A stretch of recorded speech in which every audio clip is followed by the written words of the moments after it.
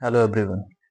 आज हम करेंगे एसएससी जीडी का PYQS questions.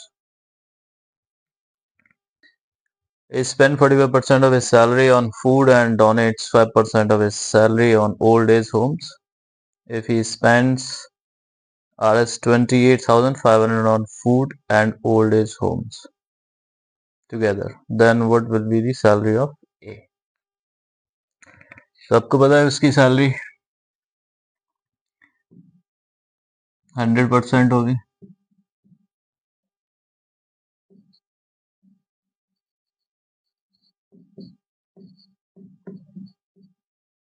His salary is 100%। ए की सैलरी कितनी है? 100%। ठीक है। 45% वो फूड पे खर्च देता है और 5% वो डोनेट कर देता है ओल्ड एज को। तो टोटल कितना वो स्पेंड करता है? 50% and that is equal to 28,500। और ये किसके इक्वल है? 28,500 के 50%। तो आपको वैल्यू कितनी चाहिए? 100% की, क्योंकि एक ही सैलरी पूछी हुई है। तो एक ही सैलरी है कितनी? 100%। तो 50% की वैल्यू है 28,500। तो 100% की वैल्यू क्या हो जाएगी? यहाँ 50 का डबल हो गया, इसका डबल कर दो। 28 2 56 and 500 57,000 आंसर। बिल्कुल बेसिक क्वेश्चन था। सेकंड क्वेश्चन करते हैं। A person rides bicycle on 4 different ways to reach the destination. Determine the average speed during this whole journey. तो एवरेज स्पीड निकालने के लिए क्या चाहिए हमें? Total distance upon total time taken, कुल दूरी बटे कुल समय।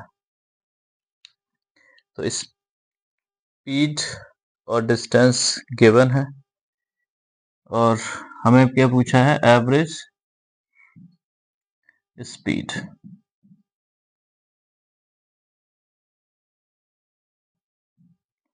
टोटल डिस्टेंस और total time. Distance is given है और स्पीड गिवन है। यहाँ से हम क्या निकाल सकते हैं? टाइम निकाल सकते हैं। तो पहले टोटल डिस्टेंस कर लेते हैं। पहला है 20 kilometre plus 15 kilometre plus 10 kilometre plus 24 kilometre. ये तो टोटल डिस्टेंस है। एंड टाइम निकालने के लिए आपको पता है टाइम इक्वल टू क्या होता है? Distance upon speed. डिस्टेंस कितना है? सबका गिवन है टेबल में। 20 किलोमीटर 5 किलोमीटर पर आवर के स्पीड से चल रहा है, तो इसका टाइम हो गया 4 आवर्स। सेकेंड वाले में अगर बी में देखोगे तो उसमें हो जाएगा 3 5 15 5 आवर्स। थर्ड सी जो वे है उसमें देखोगे तो उसमें होगा 2 5 10 5 आवर्स। एंड फोर्थ है 4 6 24, इसमें हो जाएगा 6 आवर्स। इसे ऐड कर लो, कितना हो गया? 20 30 45 एंड 20 60 5 और 4 69 अपॉन 10 20।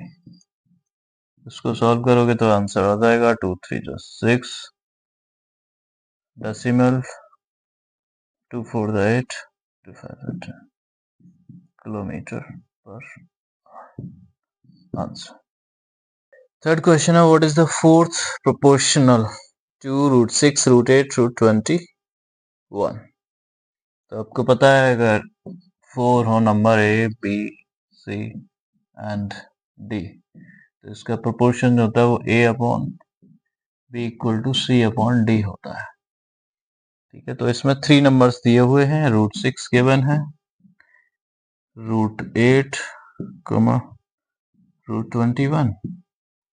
तो ये रूट 6 ए हो जाएगा, बी हो जाएगा रूट 8 और सी हो जाएगा रूट 21 और डी की वैल्यू हमें फाइंड करनी है। तो इसको ऐसे सॉल्व कर लो, √6 upon √8 equal to √21 upon D. √6 को लिख देंगे √3 इंटू √2, ये हो जाएगा 2√2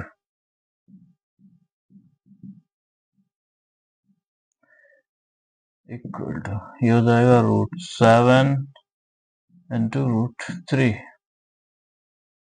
अपॉन डी। √3 से √3 कैंसल आउट, √2 से √2 cancel, D equal to 2√7 answer. This is the fourth proportion. Question number 4 है, car covered 240 km in 5 hours. If it travels with half of its usual speed, then how much more time will be taken to cover the same distance? तो car 240 kilometre 5 hours में cover कर रही है in 5 hours. If it travels with half of its usual speed, अगर ये speed half कर देगा तो उसको स्पीड अगर हाफ हो जाएगी तो टाइम 10 आवर्स लगेगा। इसी सेम डिस्टेंस को कवर करने में 240 किलोमीटर को कवर करने में कितना टाइम लग जाएगा? 10 आवर्स लगेगा। तो क्वेश्चन क्या पूछ रहा है कि 240 किलोमीटर 5 घंटे में ट्रैवल कर रहे हैं, अगर वो इसकी अपनी जो स्पीड है उससे आधा कर दे स्पीड को, then how much more time will be taken to cover the same distance. तो इसी डिस्टेंस को कवर करने में आधी स्पीड हो जाए पहले जो थी, तो उसको कितना और वक्त लगेगा? तो 5 आवर्स तो पहले से लग रहे थे, स्पीड हाफ हो जाएगी तो 10 आवर्स लगेगा, तो 5 आवर्स पहले लग रहे, तो प्लस 5 मोर आवर्स और लग जाएंगे, 5 घंटे और लग जाएंगे। तो ऑप्शन जो इसमें 5 आवर्स लिखा होगा that would be the correct answer. Question number 5, Mohan is selling a table at Rs 2,832. If his profit is 18%, then what is the cost price of the table? तो सेलिंग प्राइस है 2,832, profit हुआ उसे 18%, तो cost price क्या होगा table का? तो selling price जो है एसपी वो कितना है 2,830, ये प्रॉफिट है 18%, 18% तो उसको क्या होगा प्रॉफिट।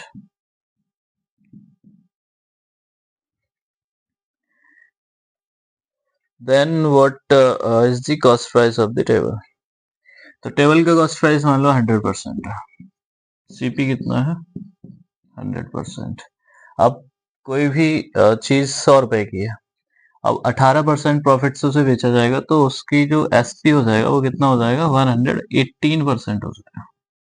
ठीक है, तो हमने अगर कोई भी चीज 100 रुपए की है तो उसे बेचा कितने में है 118 में, लेकिन क्वेश्चन के अकॉर्डिंग हमने कितने में बेचा है 2,832 में, तो 118 इक्वल टू 2832%। इसकी वैल्यू है 2,832, आपको सीपी निकालना है तो आप 100 की वैल्यू निकाल लो, तो 118%, 1% कितना हो जाएगा? तो बिल्कुल बेसिक करा रहा हूँ, 2832 upon 118 and 100% equal to 2832 upon 118 into 100।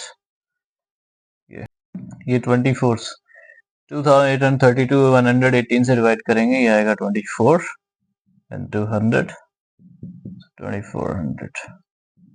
तो कॉस्ट प्राइस कितना था 2400, 18% प्रॉफिट था, तो बेचा कितने में गया था 2,832। This is the answer. Next question number 6, how many prime numbers are there between 40 and 50? 40 से 50 के बीच प्राइम नंबर बताओ कितने? तो 41 हो जाएगा, 43, और 45, 46, 47, 48, 3 numbers. So question number 7, 6, 7. A cone of radius 9 cm and height 15 cm melted and made into a cylinder of height 45 cm. The diameter of the cylinder is. कोन यानी शंकु, शंकु का जो रेडियस है वो 9 सेंटीमीटर है, हाइट 15 सेंटीमीटर है। इससे पिघला करके फिर एक सिलेंडर बनाया गया जिसकी हाइट 45 सेंटीमीटर है। तो जो सिलेंडर पिघल के बना है उसका रेडियस निकालेंगे, फिर उसके बाद डायमीटर आएगा उसका। तो कौन का क्या होना चाहिए, वॉल्यूम निकालोगे। जब भी मेल्ट किया जाता है कोई भी 3D शेप, तो उससे दूसरी जब शेप बनती है तो वहां पे वॉल्यूम निकाला जाता है। तो वॉल्यूम निकालते हैं इसका।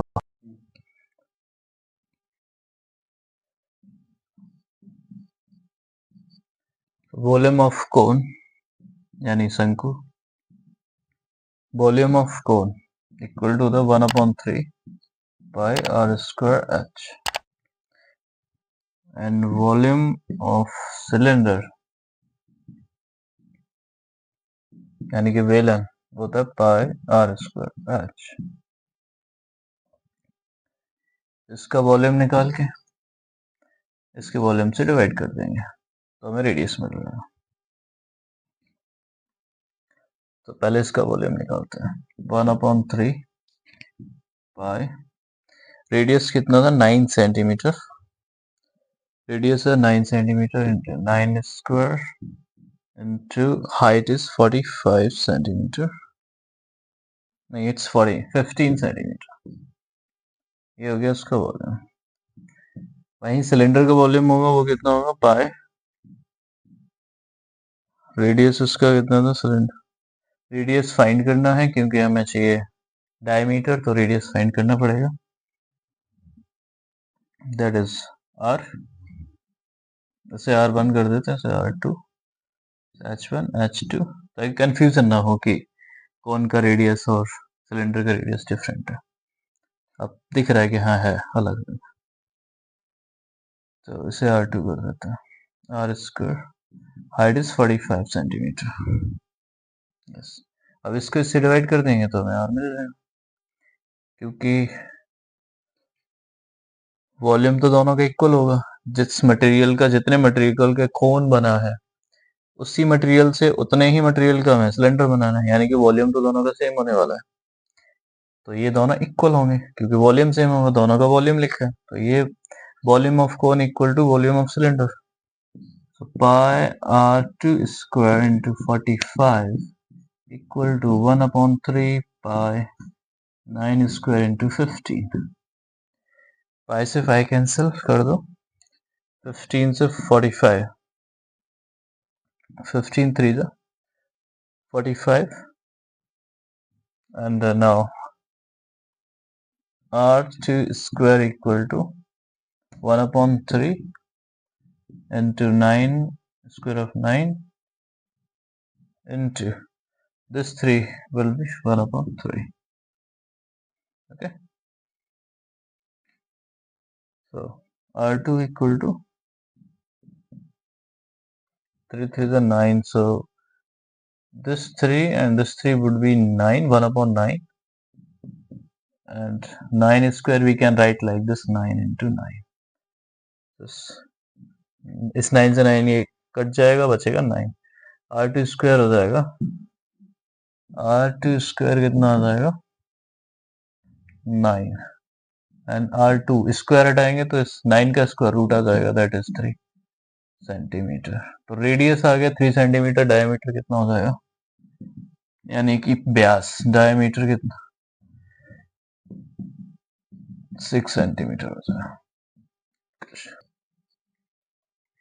क्वेश्चन नंबर 8 है, 5 bells start ringing together at 9 AM। सुबह 9 बजे स्टार्ट होती हैं 5 घंटियां बजना एक साथ। They ring at the interval of 12 seconds, 18 seconds, 24 seconds, 36 seconds and 45 seconds। वो जो घंटियां पांचों, एक 12 सेकेंड, 18 सेकेंड, 24 सेकेंड, 36 सेकेंड्स और 45 सेकेंड्स के अंतर से बज रही हैं। तो पूछा है at what time do the bell ring together again, तो फिर दोबारा से वो पांचों के पांचों एक साथ कैसे बजेंगे। तो ये एलसीएम का क्वेश्चन है, आप इन सबका एलसीएम निकालोगे। सेकंड्स में दिया है तो एलसीएम क्या होगा इनका, क्या क्या नंबर है, 12, 18, 24, 36 एंड 45 सेकेंड्स। इन सबका एलसीएम निकालना। एलसीएम कितना आएगा, एलसीएम आएगा इसका 360। ये सारा सेकेंड्स में है टाइम, तो 360 जो 5 बेल्स हैं सब की सब 9 बजे एक बार बजती हैं एक साथ, उसके बाद दोबारा वो कब बजेंगे एक साथ, तो 360 सेकेंड्स के बाद वो दोबारा बजेंगे।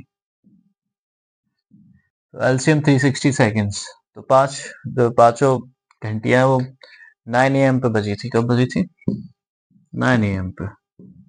तो इसके बाद अब 9 AM के बाद फिर दोबारा एक साथ कब बजेंगे, 360 सेकेंड्स के बाद, ठीक है। तो 360 सेकेंड्स में आप 60 से डिवाइड करोगे तो आपको मिल जाएगा मिनट, ठीक है। तो 6 मिनट आएगा। तो 9 AM पे बजी थी, उसके बाद फिर सबकी सब एक साथ 9, 6 पे बजेंगे। फिर question number 9, A can paint a painting in 12 days। A किसी पेंटिंग को 12 दिन में पेंट कर देता है। B can paint the same in 8 days। B 8 days में कर देता है। C can paint the same in 10 days। C 10 days में कर देता है। Find the number of days in which the painting can be painted by A if he is accompanied by both B and C together on alternate days and he starts painting on the first day alone। पहले दिन A काम करेगा, फिर दूसरे दिन A के साथ B plus C यानी B और C भी आ जाएंगे, ऐसे तो ऐसे ऑल्टरनेट डेज पे काम कर रहे हैं। तो बताना है कि वो कितने दिनों में काम फिनिश कर देंगे, ठीक है। तो A कितने डेज में कर रहा है, 12 days, B 8 days and C 10 days। इनका एलसीएम कितना आ जाएगा, 120। ए की इफिशियंसी हो जाएगी 10, ए बी की क्षमता हो जाएगी 15 और सी की कितनी हो जाएगी 12, ठीक है। तो जो ए कर रहा है पहले दिन करेगा ए पहले स्टार्ट करता है, तो एक 10 काम कर देता है एक दिन में, तो ठीक है इसने 10 कर दिया। फिर दूसरे दिन सेकेंड डे में, ये तो फर्स्ट डे हो गया, तो सेकेंड डे में होगा, सेकेंड डे में ए के साथ बी प्लस सी भी आ जाएंगे, तो बी प्लस सी यानी कि 15 और 12 ये दोनों आ जाएंगे। 15 और 12 27 प्लस 10, 10 ए की, बी की हो जाएगी 15, सी की हो जाएगी 12, तो हो जाएगा ये 37। तो ये 2 डेज का काम हो गया 47। 2 डेज में काम कितना हो रहा होगा, 47 हो रहा होगा। अब ऐसे ही ये साइकिल बनती जाएगी। टोटल काम कितना कराना है, 120। तो 47 हो रहा है 2 डेज में काम। अगला जो साइकिल कंप्लीट होगा पहले 47 डेज होगा, फिर अगली साइकिल में 47 डेज हो गया, ये हो गया 94। अब इसके बाद जो बच गया वो ए करेगा 10, उसके बाद कितना बच गया 47 हो गया 94 प्लस 10 ये 104, बचा कितना 16, और 16 का कौन करेगा, ये तीनों मिलके करेगा 37। तो ये 2 डेज का काम, ये भी 2 डेज का काम था, ये 1 डे का काम था, और ये नेक्स्ट डे का काम है 5 डेज। तो 5 डेज तो ये हो गए, और 16/37 इतना टाइम लग जाएगा टोटल, तो हमको फिनिश करना है। Question number 10, The income of a person is 95,000 and his expenditure is 75,000. 95,000 75 यानी कि सेविंग वो 20,000 कर रहे हैं. If his income is increased by 18%, income 18% बढ़ गई, एक्सपेंडिचर भी बढ़ा दिए 12% से, तो पूछा है कि सेविंग में कितना परसेंट बढ़ा. पहले सेविंग कितनी है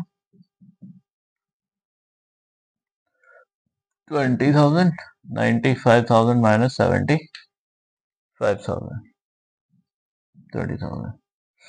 ठीक है. अभी जो इनकम इंक्रीजमेंट है वो कितना हुआ है 95,000 इनकम है और 18% इंक्रीज हुआ है, तो ये कितना हो जाएगा परसेंट इंक्रीज है. परसेंट से 2 जीरो काट दो.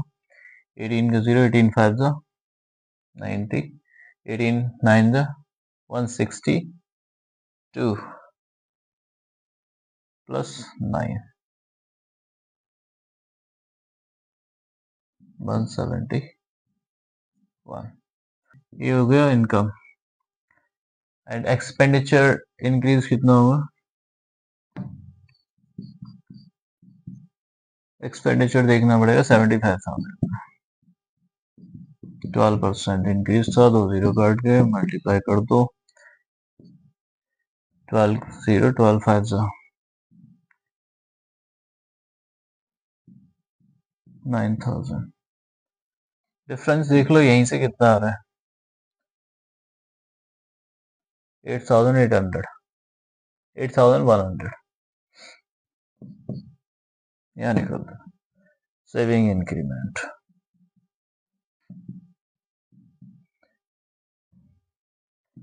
$8,100 सेविंग्स है. पहले कितना था 20,000 into 100. ये 2 जीरो से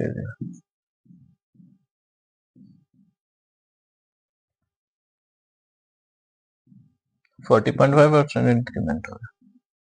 आंसर. क्वेश्चन नंबर 11 देखते हैं. X bought 40 pencils for total Rs 180 and bought 2 dozens of pens for Rs 180. Find the difference between the price of one pen and one pencil. So 180 divided by 40 pencils, one pencil आ जाएगा. One pencil का price आता है and one pen का pen कैसे आएगा 180 rupees के 2 dozen से, तो 180 के 2 डजन है यानी कि 180 डिवाइडेड बाय 24. 1 डजन में 12 पेन, 2 डजन में 24.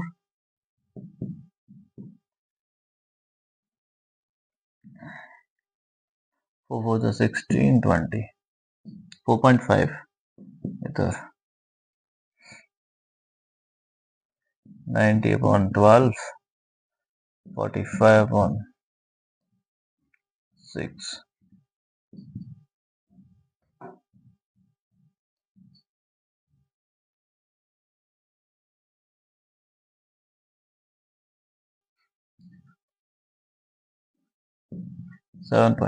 देख लो difference is 3. One pencil and one pen के बीच का जो प्राइस का डिफरेंस है that is 3. RS3. Question number 12. A shopkeeper allows a discount of 40% on his articles and still makes a profit of 20%. So how much cost price does shopkeeper pay for an article whose mixed marked price is 2400? Discount 40% allow किया है article पे and 20% profit भी कमाया उस पे. तो how much cost price does shopkeeper pay for an article. Mark price 2400. MP कितना है 2400 रुपीज. ठीक है. डिस्काउंट दिया है, डिस्काउंट कितना है 40%. प्रॉफिट 20% हुआ है, प्रॉफिट हुआ है 20%. तो सबसे पहले मार्क प्राइस 2400 है, तो डिस्काउंट जो हमेशा दिया जाता है वो मार्क प्राइस पे दिया जाता है. डिस्काउंट मार्क प्राइस पे, मार्क प्राइस पे डिस्काउंट देने के बाद जो प्राइस होता है वो सेलिंग प्राइस होता है। ठीक है, अब सेलिंग प्राइस जो होता है वो उसके अंदर प्रॉफिट इंक्लूडेड होता है या फिर लॉस। तो यहाँ से MP 2400 है, 40% डिस्काउंट दिया गया है, तो सेलिंग प्राइस निकल के आ जाएगा SP। तो SP कितना आ जाएगा, SP आ जाएगा 2400 था मार्क प्राइस, और इस पर 40% डिस्काउंट दे दिया, यानी कोई भी आर्टिकल 60% बचा, 40% डिस्काउंट, तो बचा कितना 60%। तो सेलिंग प्राइस कितना आ जाएगा, परसेंटेज से तो दो जीरो काट दो, 0 1840, ये है SP। ठीक है, अब SP जो होता है वो क्या होता है, प्रॉफिट भी इंक्लूडेड होता है, कॉस्ट प्राइस के ऊपर जो प्रॉफिट होता है तब आके होता है SP।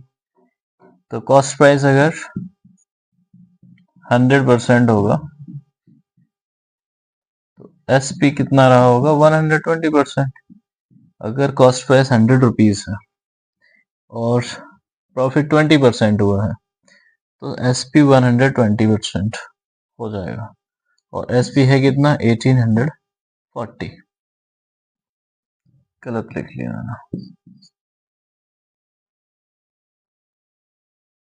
1440 पूछा है उसमें। कॉस्ट प्राइस कितना होगा, यानी 120 की वैल्यू आपको पता ही है, 120 की वैल्यू आपको पता है कितनी है, 1440। कॉस्ट प्राइस कितना है 100%, तो 100 की वैल्यू निकालो, 144, 1 की वैल्यू कितनी होगी 144 अपॉन 120, 100 की वैल्यू कितनी हो जाएगी इंटू 100, 0 से 0 कैंसिल आउट हो गया, 12 से डिवाइड करो, 12 1, 12 2 24, 0, तो 1200 would be the cost price. Number 30. A dealer allowed a discount of 20% on mark price of rupees 72,000 on article and incurred a loss of 10%. ऐसे loss हो गया। What discount should he allow on the mark price so that he gained Rs 440 on the article? तो mark price कितना है 72,000, ये हो गया mark price. Discount दिया है 20%, अगर 20% डिस्काउंट है तो SP कितना बचेगा 80% रह जाएगा, क्योंकि MP मार्क प्राइस पे जब डिस्काउंट देते हैं तो उसके बाद क्या आता है, सेलिंग प्राइस आता है, हम किसी चीज पे डिस्काउंट देने के उसे बेच देते हैं तो सेलिंग प्राइस आ जाएगा। तो 72,000, 20% डिस्काउंट दे दिया, कोई आर्टिकल 100% का था, 20% डिस्काउंट दे दिया तो 80% बचा, परसेंटेज से ये दोनों जीरो काट लो,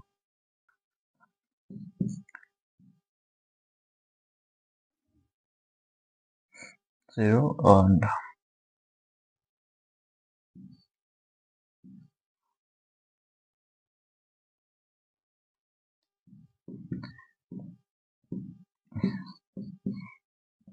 ये है SP।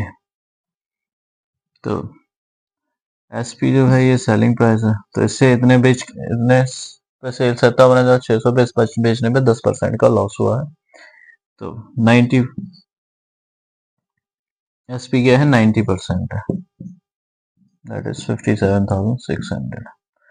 90% कब है, जब CP कोई भी आर्टिकल 100 रुपीज का खरीदा, उसे बेचने पे 10% लॉस हुआ, यानी कि उसे बेचा कितने पे 90 पे, तो ये तो हो गया 90 की वैल्यू।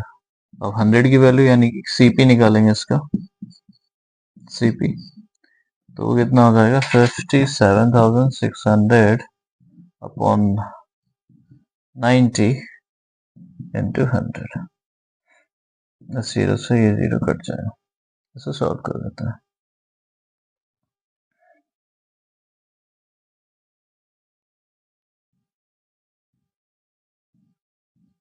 6400 ऊपर आ जाएगा, 6400, एक ये जीरो इंक्लूड होगा तो 6400 होगा।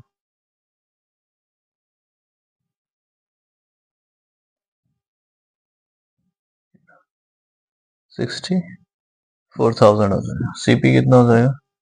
64,000। तो कोई भी ऑब्जेक्ट हमने जो थी आर्टिकल वो 64,000 का परचेज किया था, उस पर लॉस हुआ था, लेकिन क्वेश्चन कह रहा है कि 440 का उस पर प्रॉफिट चाहिए, यानी एसपी हमें कितना चाहिए? 64,440, ये एसपी चाहिए। अब ये एसपी कितना डिस्काउंट देने के बाद आएगा? ये तो इसका एमपी है, तो इस पर कितना डिस्काउंट दिया जाए कि ये एसपी आ जाए? उसके लिए क्या करना पड़ेगा? एमपी पर डिस्काउंट एक्स 100 माइनस डिस्काउंट को मैं एक्स ले लेता हूँ, 100 में से लेट्स से कि x% डिस्काउंट दे दिया, ठीक है। तो कितना आना चाहिए सेलिंग प्राइस? सेलिंग प्राइस आना चाहिए 64,440, ठीक है। तो एमपी कितना? 72,000।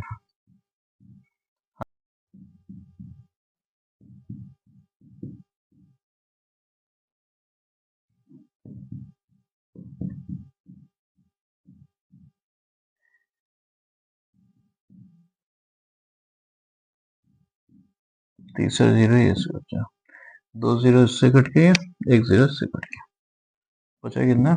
100 minus X equal to 6444 upon 72।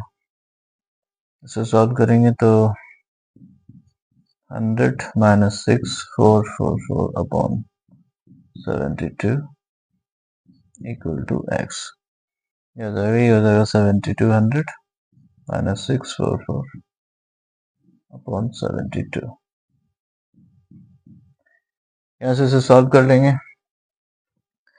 इसे सब्ट्रैक्ट करके 72 से डिवाइड कर देंगे तो आंसर क्या आ जाएगा? इसे सब्ट्रैक्ट करेंगे, फाइनल आंसर 10.5 बचेगा एक्स की वजह। तो 10.5% उसे डिस्काउंट देंगे तब जाके कितना होगा? हमें 440 का प्रॉफिट होगा, और 20% डिस्काउंट देंगे तो 10% का लॉस आएगा। Question number 40। A man covers a certain distance by scooter at 64 km per hour। Scooter से 64 km per hour की स्पीड से चला है। He returns to the starting place riding a bicycle at 16.4 km। और bicycle से वापस आया वो 16 किलोमीटर पर आवर की स्पीड से। Find the average speed for the whole journey. अगर दो स्पीड दी हुई हैं तो उसका एवरेज स्पीड का जो फॉर्मूला होगा वो डायरेक्ट लगा दो, 2x by upon x plus Y. पहली स्पीड x है, दूसरी स्पीड y है। तो पहली थी कि स्कूटर से 64 किलोमीटर, काफी तेज भाग रहा है स्कूटर, किलोमीटर पर आवर, और दूसरी ये थी bicycle that is 16 kilometre per hour. तो यहाँ वैल्यू रखोगे 64 इंटू 16, 16 5 18, एंड ये 5 से डिवाइड कर दो, 5 2 10, 5 5 20, 5 5 6 30 किलोमीटर पर आवर। तो average speed 25.6 kilometre per our.